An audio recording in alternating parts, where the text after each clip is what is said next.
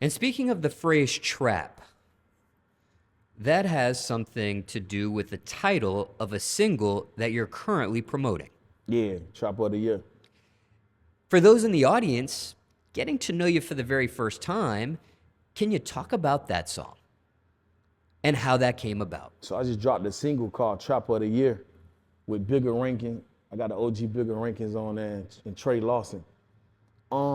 Basically, my partner Trey Lawson, he's a great songwriter. And, he came to me with an idea, because he know my history, he know about my past. Before I made the transition from the streets to the music industry in the legitimate world, I was a part of the trap life. I was doing the trap thing real heavy. So he was like, man, out of all the work you put in when you was in the street, I think Trap of the Year, a song, we put together a song called Trap of the Year. I think that'll be a perfect fit for you. So I'm like, yeah, let's put it together. So, he laid down a couple bars, and, he came with the hook. And then we put Bigga on it, what I'm saying? And everything else is history, man. This shit came out real good, and a lot of people, they really vibing with it. A lot of DJs picking it up, spinning it, what I'm saying? It's a real nice song. So Trap of the Year basically entails the life that I used to live when I was in the streets, when I was trapping. And we added some more sauce to it. Bigga Rankin put the wisdom down. Every time he get on the song, he gonna put the wisdom down. What I'm saying? He gonna make sure, he leaves some knowledge, drop some jewels for you to hear, for you to understand. You know what I'm saying? Like he was saying in the record, we don't want to be in the newspaper or nothing like that. We want to be in the rafters. We don't want. This is how you get your rewards when you put in the work. So, that's how it start. That's how it come on. So that's a real important thing, man. That people understand that it ain't about crashing out.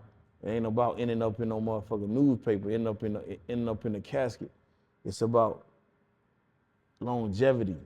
You ending up you going to the Hall of Fame, or you getting retirement, or whatever it is you trapping, however you trapping. Because, it ain't just about the streets when it comes to trapping. You could be trapping out of a Wendy's. You could be working at a Walmart, wherever you working at, whatever you doing to bring in income, to take care of your family, to fulfill your responsibility. That's what trapping is about. You know what I'm saying? So whatever you are doing, however you trapping, just trap to the best of your ability and be known for that, be recognized for that. You know what I'm saying? So that's what Trap of the Year is basically about.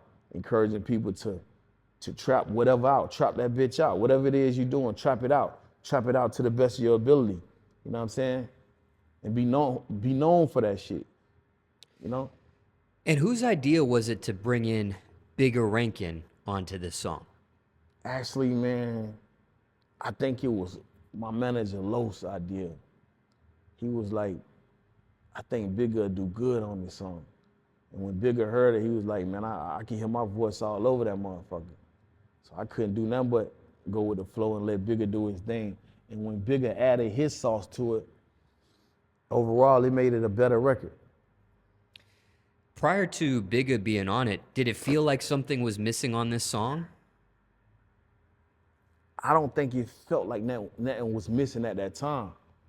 But once Bigga laid his part down, I realized then, shit, Bigga was missing off that motherfucker, And just for transparency, Los is off camera to the side of you during this interview. Yeah. So. Now, what's he really like? Bigga Rankin, not Los. Sorry for the confusion. I mean, Bigga is really like what you hear on the record. He's an elder brother, an OG who been in the game for a long time, that been through a lot of experiences, that learned this game, through trial and error. And so that's how he is in real life. When he come to you on some positive shit. He coming to you trying to give you some game on how to execute whatever it is you're doing better. So he's really like that in real life. You know what I'm saying? I got a whole lot of respect for Bigga. Throughout the years, we've built a real solid and genuine relationship. You know what I'm saying?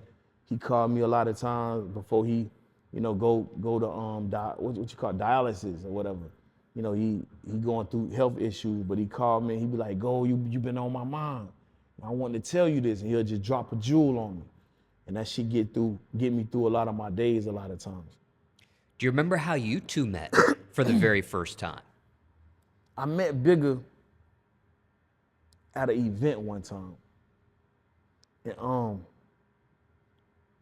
we shook hands, and we didn't exchange numbers at that event, but then my partner Los came and brought Bigga to